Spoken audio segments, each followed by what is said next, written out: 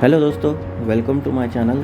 आज हम लोग देखने वाले हैं बेसिक ऑफ अकाउंटिंग, जिसमें हम लोग जानने वाले हैं जो भी नॉन कॉमर्स स्टूडेंट रहते हैं उनको अकाउंटिंग के बारे में कुछ भी नॉलेज नहीं रहती है। मतलब जो कि साइंस के स्टूडेंट हैं उनको पता नहीं रहता अकाउंटिंग क्या रहती है। तो ऐसे स्टूडेंट के लिए हम लोगों ने लेके आए हैं बेसिक ऑफ अकाउंटिंग, जिसमें हम लोग अकाउंटिंग के बारे में कुछ इंपॉर्टेंट टर्म्स जो जानने वाले हैं।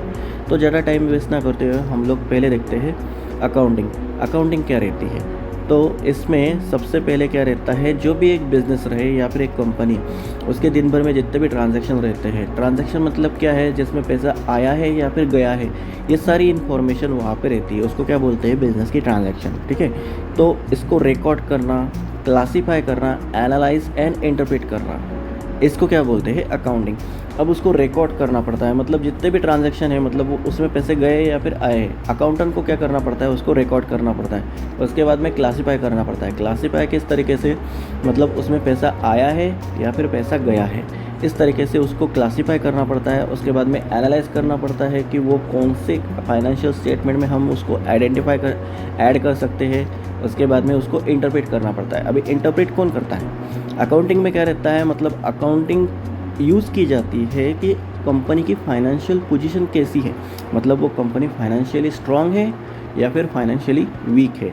और एक्चुअल में अकाउंटिंग में उसका रिकॉर्ड जो है, बिजनेस ट्रांजैक्शन के जितने भी रिकॉर्ड्स हैं उसको परमानेंटली रिकॉर्ड किया जाता है, इसलिए उसको अकाउंटिंग बोलते हैं।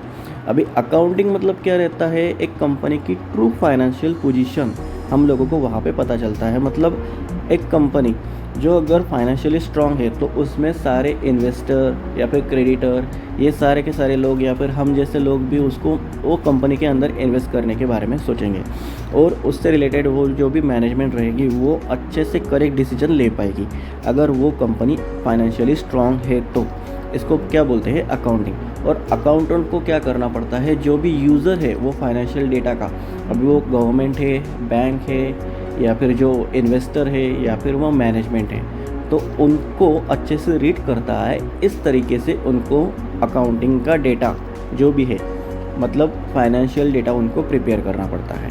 ठीक है, इसको सिंपली लैंग्वेज में हम अकाउंटिंग बोलते हैं। अभी अकाउंटिंग के लिए सारी ये जो प्रोसीजर आपको दिख रही है, जिसमें बिजनेस ट्रांजैक्शन, मतलब जो भी डे टू डे ट्रांजैक्शन रहते हैं उनको हम लोग यूज़ करते हैं। उसके बाद में है journal entries, ledgers account, trial balance, final account.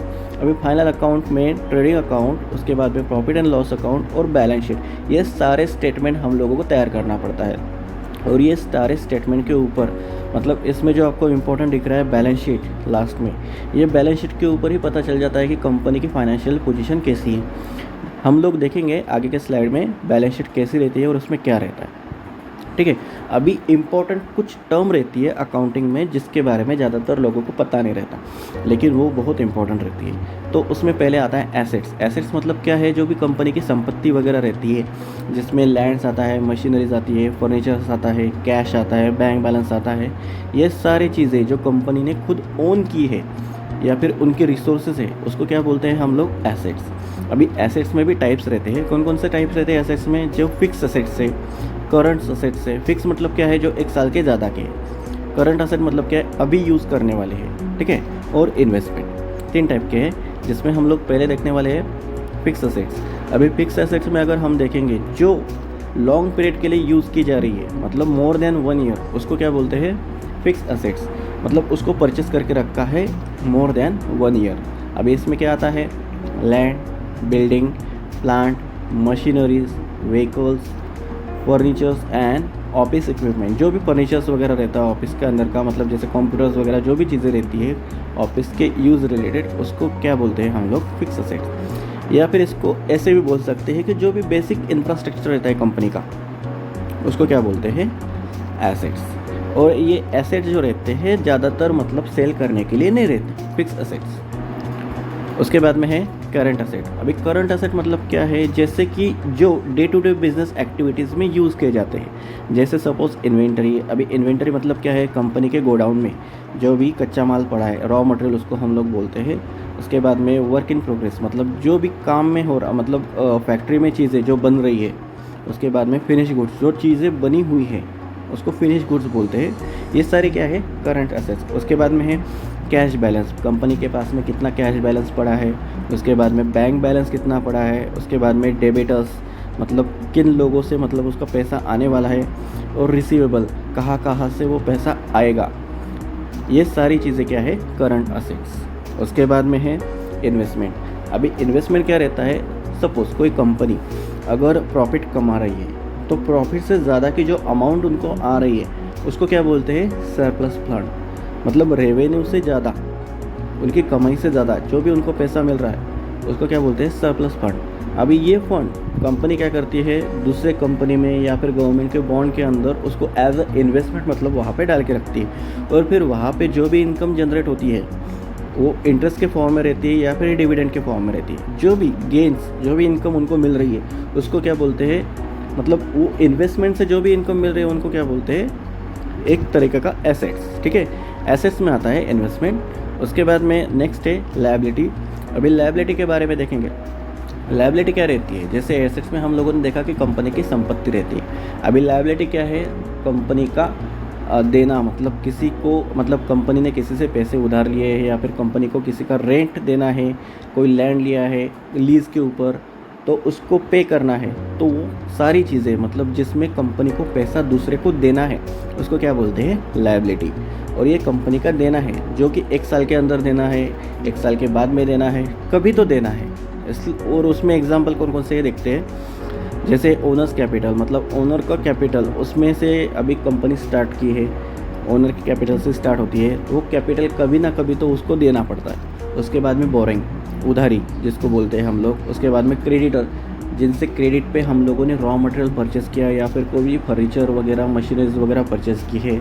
उसके बाद में पेएबल, जैसे रेंट देना है हम लोगों को या फिर इलेक्ट्रिसिटी रेंट देना है, इलेक्ट्रिसिटी पे करना है, फ्यूल एंड पावर्स, उन सब चीज़ों के क्या बोलते हैं, लायबिलिटीज़। उसके बाद में है टाइप्स ऑफ लायबिलिटीज़। जैसे मैंने आपको बोला, जो भी लायबिलिटी 1 साल से ज़्यादा की है उसके बाद में हम लोगों को पे करना है तो उसको क्या बोलते हैं, लॉन्ग टर्म लायबिलिटी, जिसमें ओनर्स कैपिटल आता है, बैंक लोन आते हैं, ये सारी चीज़ें जो भी मोर देन 1 ईयर है उसको हम लोग लॉन्ग टर्म लायबिलिटी बोलते हैं। उसके बाद में है करंट लायबिलिटी।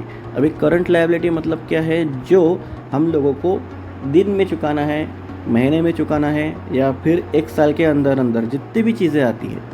मतलब इनमें क्रेडिटर्स का मतलब, अभी हम लोगों ने जैसे रॉ मटेरियल परचेज़ किया है, रॉ मटेरियल के लिए बोला है कि हम लोग 1 महीने में पेमेंट करते हैं, 2 महीने में पेमेंट करते हैं, वो क्रेडिटर्स आते हैं। उसके बाद में पेबल्स, मतलब जिसका बिल, अभी देखो इस महीने में हम लोगों ने इलेक्ट्रिसिटी यूज़ की है तो इलेक्ट्रिसिटी का पेमेंट हम लोगों को अगले महीने करना है, तो ये पेबल्स में आ गए। रेंट देना है अगले महीने का तो वो भी पेबल्स में आ गया। उसके बाद में है बैंक ओवरड्राफ्ट और शॉर्ट टर्म क्रेडिट, जो भी शॉर्ट टर्म में 1 महीने के अंदर अंदर, ठीक है, तो इसको क्या बोलते हैं, करंट लायबिलिटीज़। उसके बाद में देखिए, आप सब लोगों को अभी बैलेंस शीट का स्ट्रक्चर दिख रहा होगा, जिसमें एक साइड में लायबिलिटीज़ और एक साइड में एसेट्स। अभी बैलेंस शीट में लायबिलिटी साइड में क्या क्या आता है, सबसे पहले ओनर कैपिटल, उसके बाद में है आउटसाइड लायबिलिटी, मतलब पहले ओनर का कैपिटल कितना है, उसके बाद में आउटसाइड लायबिलिटी कितनी है, वो सारी यहाँ पे। और एसेट्स में कौन कौन थे, fix assets, current assets and investment. और जब तक एसेट्स और लायबिलिटी ये दोनों टोटल मैच नहीं होते तब तक वो बैलेंस शीट पूरी हुई है ऐसा हम लोग नहीं बोल सकते। अगर मैच नहीं होता है तो बैलेंस शीट में मिस्टेक है, ऐसा हम लोग क्लियरली यहाँ पे बोल सकते हैं। मतलब total liability and total assets ये बराबर आनी चाहिए। अगर वो बराबर नहीं आते हैं तो मतलब वो बैलेंस शीट जो है वो अच्छे से टैली नहीं हुई है, ऐसा हम लोग यहाँ पे बोल सकते हैं। देखिए, आप लोगों को यहाँ पे पता चल रहा होगा, total assets is equal to total liability, तभी हम लोगों को फाइनेंशियल पोजीशन किसी कंपनी की पता चलती है। या फिर एसेट्स और minus outside liability is equal to owner capital, इस तरीके से भी हम लोगों को कंपनी की फाइनेंशियल पोजीशन जो है वो पता चल जाती है। मतलब अगर उसकी फाइनेंशियल पोजीशन अच्छी है तो वो कैसे बोल सकते हैं, एसेट्स उसके ज़्यादा हो गए लायबिलिटी से, मतलब जो देना है उससे ज़्यादा उनके एसेट्स रहेंगे, मतलब उनकी संपत्ति ज़्यादा रहेगी। उसके बाद में है कुछ बेसिक टर्म्स, इसमें हम लोगों को देखना है इनकम। अभी इनकम क्या रहती है, जैसे कंपनी की अलग अलग तरीके से इनकम आती रहती है, पैसा आता रहता है कंपनी में, तो वो कहाँ कहाँ से आता है। जैसे जो भी चीज़ें उनके पास है, गुड्स, उसको सेल करने से, या फिर सर्विस देने से, या फिर जहाँ पे इन्वेस्टमेंट वगैरह की है वो इन्वेस्टमेंट के ऊपर उनको इंटरेस्ट आता है, या फिर डिविडेंड आता है। उसके बाद में कैश डिस्काउंट, जैसे कहीं पे कैश दे के परचेस किया है तो उसके ऊपर डिस्काउंट मिल रहा है, या फिर कंपनी ने कोई लैंड या फिर कोई बिल्डिंग्स वगैरह रेंट पे दी है तो वहाँ से रेंट आता है, या फिर जो भी इन्वेस्टमेंट उसको सेल करने के बाद जो भी प्रॉफिट आता है इसको इनकम में हम लोग कैलकुलेट करते हैं। उसके बाद में एक्सपेंसेस मतलब क्या रहता है, खर्चा रहता है, ठीक है। जो भी खर्चा, अभी सपोज कोई भी कंपनी है जिसको रॉ मटेरियल परचेस करना है, या फिर वर्कर की सैलरीज देनी है, या फिर इलेक्ट्रिसिटी पेमेंट करना है, ऑफिस रेंट देना है, एडवर्टाइजमेंट का जो भी एक्सपेंस है वो सब। उसके बाद में इन्वेस्टमेंट के ऊपर अगर लॉस हुआ है तो वो भी हम लोगों को एक्सपेंस के अंदर ही डालना पड़ता है। ये एक्चुअल में अकाउंट टाइप से ये हम लोग मतलब आगे के स्लाइड में देखेंगे क्या क्या आता है क्या क्या नहीं है, ठीक है। उसके बाद में है फाइनेंशियल परफॉर्मेंस। अभी अगर आप समझ लीजिए कंपनी की फाइनेंशियल परफॉर्मेंस अगर हम लोगों को कैलकुलेट करनी है तो वो कैसे पता चलता है। अगर कंपनी की इनकम एक्सपेंसेस से ज़्यादा हो तो उसको क्या बोलते हैं, प्रॉफिट, मतलब नेट प्रॉफिट उसको बोलते हैं। या फिर एक्सपेंस ज़्यादा हो इनकम से तो उसको क्या बोलते हैं, नेट लॉस। समझ लीजिए आप अच्छे तरीके से। उसके बाद में जो भी बिज़नेस है अगर ज़्यादा प्रॉफिट कमा रहा है तो वो प्रॉफिट में ही है, और उसके खर्चे ज़्यादा हो रहा है तो वो लॉस में है, ऐसे हम लोग यहाँ पे बोल सकते हैं। उसके बाद में अगर किसी कंपनी की फाइनेंशियल परफॉर्मेंस हम लोगों को देखनी है तो नेट प्रॉफिट क्या करना पड़ता है, ओनर के कैपिटल में ऐड करना पड़ता है, या फिर जो नेट लॉस है वो ओनर के कैपिटल से कम करना पड़ता है। उससे हम लोगों को पता चलता है कि कंपनी की फाइनेंशियल परफॉर्मेंस कैसी है, मतलब वो अच्छे तरीके से काम कर रही है, स्ट्रॉन्गर है, वीकर है, कैसी है, ये हम लोगों को यहाँ से पता चल जाता है। उसके बाद में है अकाउंटिंग की प्रोसेस। जैसे हमने स्टार्टिंग में देखा है अकाउंटिंग में अकाउंटिंग कैसे रहती है, तो एक्चुअल में अगर हम लोग यहाँ पे देखेंगे तो सबसे पहले जो भी बिज़नेस के ट्रांजैक्शन हैं उनको देखना पड़ता है, वो कौन कौन से ट्रांजैक्शन है जिसमें पैसा आया है या फिर गया है, उसको प्रॉपरली डॉक्यूमेंटेशन करना पड़ता है, मतलब लिखना पड़ता है कहीं पे। जैसे मैंने आपको बोला जो जनरल्स है उनमें मेंटेन करना पड़ता है। उसके बाद में लेजर अकाउंट में डालना पड़ता है, इसको डॉक्यूमेंटेशन बोल सकते हैं हम। उसके बाद में रिकॉर्डिंग, इसका प्रॉपर रिकॉर्ड मेंटेन करना पड़ता है, कौन से ट्रांजैक्शन कौन से डेट पे हुआ, कब हुआ, किस तरीके से हुआ। उसके बाद में क्लासीफाई करना पड़ता है कौन से ट्रांजैक्शन में हम लोगों को पैसा आया है और कौन से ट्रांजैक्शन में हमसे पैसा गया है, इसको क्लासीफाई करना पड़ता है। उसके बाद में समराइजिंग मतलब क्या रहता है कि कंपनी में पैसा कहाँ से आया है, क्यों आया है, या फिर कंपनी से पैसा बाहर गया है तो क्यों गया है, किस तरीके से गया, उसके रीज़न क्या है, ये सारे के सारे वहाँ पे लिखने पड़ते हैं। उसके बाद में बाइफरकेटिंग मतलब क्या रहता है, जो भी चीज़ें हम लोगों को दिख रही है अकाउंटिंग में, अकाउंटेंट को क्या करना पड़ता है, जैसे सामने वाले को पता चल जाए कि ये ट्रांजैक्शन क्यों किया गया है। ये सारी जो प्रोसेस है ये अकाउंटिंग के अंदर आती है। इसको हम एक तरीके से अकाउंटिंग साइकिल ही बोल सकते हैं। अभी सिंपल कब से हम लोग देख रहे हैं कि अकाउंटिंग, लेकिन अकाउंट क्या रहता है इसको हम लोग अभी देखेंगे। अकाउंट मतलब क्या रहता है, एक डिवाइस रहता है जिसमें हम लोगों को पता चलता है कि मतलब उसमें ट्रांजैक्शन हुआ है तो वो किस तरीके से हुआ है। अभी अकाउंट की जो रहती है वो दो साइड रहती है। उसके पहले देखेंगे अकाउंट किसके लिए यूज़ किया जाता है, assets, liability, income and expenses. जैसे हमने पिछले स्लाइड्स में देखा है कौन कौन से टर्म्स है, उससे रिलेटेड अभी अकाउंट हम लोगों को तैयार करना है। अकाउंट की दो साइड रहती है, जैसे आप लोगों को यहाँ पे देखना है, देख रहे हैं आप, एक साइड में डेबिट है और एक साइड में क्रेडिट है।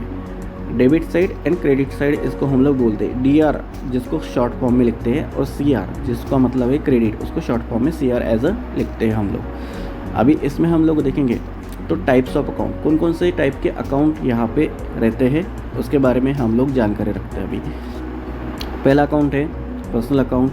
पर्सनल अकाउंट मतलब क्या रहता है, जो भी एक पर्सन के नाम से हो या फिर एक कंपनी के नाम से हो। जैसे सपोज यहाँ पे दिया गया है मिस्टर रमेश या फिर मिस्टर सुरेश, या फिर कोई भी कंपनी जिसमें सपोज कोई बायर हो, सेलर हो, लेंडर्स हो, इन्वेस्टर हो, या फिर कोई भी एसोसिएट कंपनी, या फिर उनको शॉर्ट फॉर्म में क्या बोलते हैं हम लोग, डेबिटर्स और क्रेडिटर। इनसे रिलेटेड पर्सनल अकाउंट रहते हैं। उसके बाद में है सेकंड है रियल अकाउंट। रियल अकाउंट मतलब क्या रहता है, ये कोई भी एसेट्स या फिर गुड्स से रिलेटेड रहते हैं, इसलिए इनको क्या बोलता है, रियल अकाउंट। जो बिल्डिंग अकाउंट है, मशीनरीज अकाउंट है, डेबिटर्स अकाउंट है, परचेस अकाउंट्स है, सेल्स अकाउंट है। इसको हम लोग क्या बोलते हैं, रियल अकाउंट। उसके बाद में है नॉमिनल अकाउंट, जिसको टेम्पररी अकाउंट भी बोलते हैं। जैसे यहाँ पे जो भी इनकम कंपनी में आई है या फिर जो भी पैसा एक्सपेंस के तौर पे कंपनी से बाहर गया है, ये सारे के सारे किस में आते हैं, नॉमिनल अकाउंट में, जिसमें इंटरेस्ट अकाउंट है, रेंट अकाउंट है, सैलरी अकाउंट है, ये सारे अकाउंट यहाँ पे आते हैं। नेक्स्ट है द 3 मेन रूल। अभी इनको हम लोग अकाउंटिंग के लैंग्वेज में बोलते हैं गोल्डन रूल्स ऑफ अकाउंटिंग। अभी इसमें कौन कौन सी चीज़ें आते हैं, सबसे पहले पर्सनल अकाउंट। पर्सनल अकाउंट में कौन सा रूल आया है, देखिए, debit the receiver and credit the giver. मतलब यहाँ पे हम लोगों को क्या बताया गया है, जो भी रिसीवर है, जिसको पैसे मिल रहे हैं, उसको डेबिट करना है, और जो भी गिवर है, जो पैसे दे रहा है, उसको क्या करना है, क्रेडिट करना है। अभी सिंपल आपको इस टर्म को मतलब एक सिंपल लैंग्वेज में बताता हूँ। जैसे सपोज़ आपका दोस्त है और आप उसको पैसे दे रहे हैं, तो यहाँ पे जो आपका दोस्त है जिसको पैसे मिल रहे हैं, उसको डेबिट करना है, और आप पैसे दे रहे हो तो आपको क्या करना पड़ेगा, क्रेडिट करना पड़ेगा। ठीक है, ये पर्सनल अकाउंट के लिए। उसके बाद में है रियल अकाउंट, जिसमें हम लोग एसेट्स या फिर गुड्स यहाँ पे परचेस करने वाले। तो उसका रूल क्या है, debit what comes in and credit what goes out. मतलब अभी समझ लीजिए कि आपने खुद बाज़ार जाके कोई फर्नीचर परचेस किया है या फिर कोई मशीनरीज परचेस की है, तो जो आया है, आया क्या है, मशीनरीज आई है, और गया क्या है, पैसा गया है, कैश गया है या फिर बैंक से गया है, तो उसको हम लोग उस तरीके से यहाँ पे ट्रांजैक्शन में लिखेंगे। मतलब डेबिट व्हाट कम्स इन, जो फर्नीचर है वो आया है और जो पैसा है वो गया है, उसको क्रेडिट करना है। ठीक है, सिंपल। उसके बाद में है थर्ड, जो नॉमिनल अकाउंट है, इसमें क्या है, इनकम एंड एक्सपेंसेस। अभी इसमें हम लोग अगर देखेंगे तो उसका रूल क्या है, debit all the expenses and losses and credit all the revenues income and gain. मतलब जितने भी लॉसेस एंड एक्सपेंसेस हैं उनको क्या करना है, सिंपल डेबिट कर देना है। मतलब समझ लीजिए कि अभी आपका इलेक्ट्रिसिटी बिल्स है, तो वो क्या है, एक्सपेंस है, तो वो उसको आपको क्या करना पड़ेगा, डेबिट करना पड़ेगा। और आपने समझ लो कोई चीज़ें बेची है, तो उसमें से जो भी आपको इनकम जनरेट हो रहा है, तो उसको आप लोग क्या करेंगे, क्रेडिट करेंगे। ये सिंपल टर्म्स है, आपको एकदम सिंपल लैंग्वेज में मैंने बताया है, तो आपको ये ध्यान रखनी पड़ेगी। उसके बाद में debit balance and credit balance. अभी डेबिट बैलेंस क्या रहता है, जो भी डेबिट साइड में रहता है अकाउंटिंग में, जैसे हमने अकाउंट देखे हैं तो अकाउंट में 2 साइड रहती है, एक डेबिट साइड और एक क्रेडिट साइड। अभी अगर समझ लीजिए जिसकी डेबिट साइड ज़्यादा हो क्रेडिट साइड से, तो उसको हम लोग क्या बोलेंगे, डेबिट बैलेंस। और सेम वाइस वर्सा, जिसकी क्रेडिट बैलेंस ज़्यादा हो डेबिट बैलेंस से, उसको हम लोग क्या बोलेंगे, क्रेडिट बैलेंस। ठीक है, मतलब इनमें क्या रहता है, एक सिंपल लैंग्वेज में देखेंगे हम लोग, जो जितने भी एसेट्स एंड एक्सपेंसेस है उनका डेबिट बैलेंस रहता है, और जितने भी लायबिलिटीज़ है और इनकम्स है उनका क्या रहता है, क्रेडिट बैलेंस रखता है। ध्यान में रखिएगा। और डेबिट एंड क्रेडिट के लिए अभी जैसे हमने अकाउंट में देखा, 2 सिस्टम रहती है। एक में एंट्री 2 सिस्टम में करनी पड़ती है, जिसको हम लोग बोलते हैं डबल एंट्री सिस्टम, जिसमें डेबिट क्या हुआ है और क्रेडिट क्या हुआ है हम लोगों को वहाँ पे मेंशन करना पड़ता है। ये सारी चीज़ें हम लोगों को यहाँ पे मेंशन करनी पड़ती है। ठीक है, तो इस हिसाब से हम लोगों ने अभी ये वीडियो में हम लोगों ने मैक्सिमम पॉइंट यहाँ पे कवर किए हैं, जिसमें अकाउंटिंग में जो भी टर्म्स आती है, अकाउंटिंग क्या रहता है, उसके बाद में अकाउंट कैसा रहता है, ये सारी चीज़ें हम लोगों ने यहाँ पे मेंशन की है। ठीक है, वीडियो पसंद आया हो तो कमेंट्स कर दीजिएगा और लाइक कर दीजिएगा। थैंक यू फ्रेंड, मिलते हैं अगले वीडियो में। Okay, thank you very much.